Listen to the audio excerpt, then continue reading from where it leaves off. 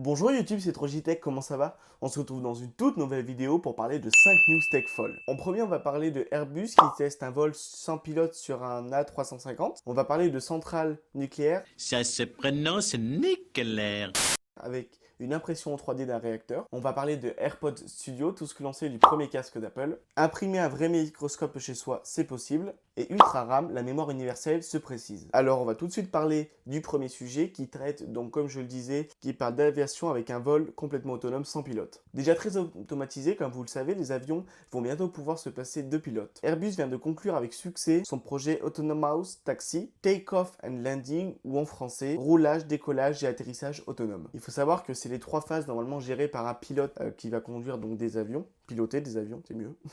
Et en fait, elles sont faites par le pilote parce qu'elles sont normalement trop complexes pour une intelligence artificielle. Il faut savoir que s'ils ont choisi le A350, c'est parce qu'il est équipé de plein de caméras, ce qui va permettre au pilote, déjà à la base, de pouvoir mieux piloter l'avion parce qu'il est plus facile à piloter vu qu'il a plusieurs, comme je le disais, caméras.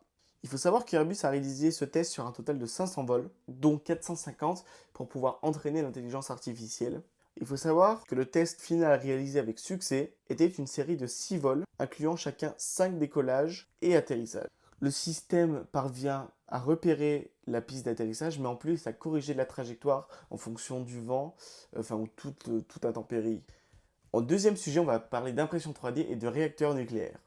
Des matériaux, des combustibles et des technologies qui datent des années 1960, des coûts élevés et des délais de construction très longs. Vu comme ça, l'industrie du nucléaire ne fait pas rêver. Mais des chercheurs du laboratoire national d'Oak Ridge aux États-Unis, ils sont en train de travailler à repenser totalement la façon dont les réacteurs nucléaires sont conçus puis construits. En plein confinement, ils ont été imposés par la crise du coronavirus, les physiciens ont démontré l'utilité de la fabrication additive en la matière. Je m'explique. Ils ont recours à l'impression 3D pour produire le cœur d'un réacteur nucléaire.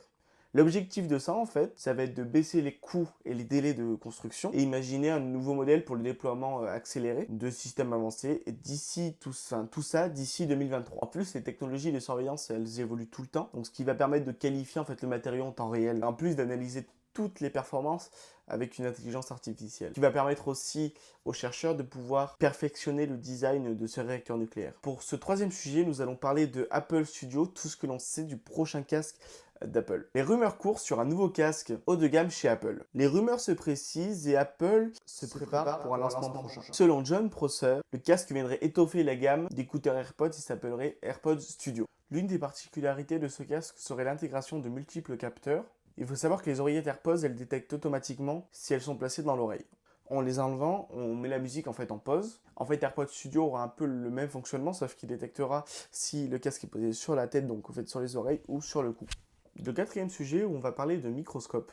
Des chercheurs ont développé un microscope en open source qu'on peut télécharger en impression 3D pour moins de 17 euros. L'objectif est de rendre accessible la science pour le grand public et auprès d'institutions disposant de peu de moyens. Il faut savoir que l'impression 3D elle prend une place grandissante dans le système de soins. En fournissant des équipements d'urgence rapidement et à bas coût. N'importe qui pourra bientôt s'improviser chercheur en biologie par exemple grâce au microscope développé par des ingénieurs de l'université de Bath au Royaume-Uni. Et en dernier lieu, nous allons parler de RAM avec la mémoire universelle. C'est l'un des enjeux de l'informatique de demain, créer une mémoire vive, non volatile, capable à la fois de stocker des données sur le long terme, mais aussi d'être extrêmement rapide pour le lancement de logiciels et d'applications et la création de fichiers. Les chercheurs de l'université de Lancaster ont peut-être trouvé la solution avec l'Ultra RAM. Les ordinateurs utilisent 2 types de RAM.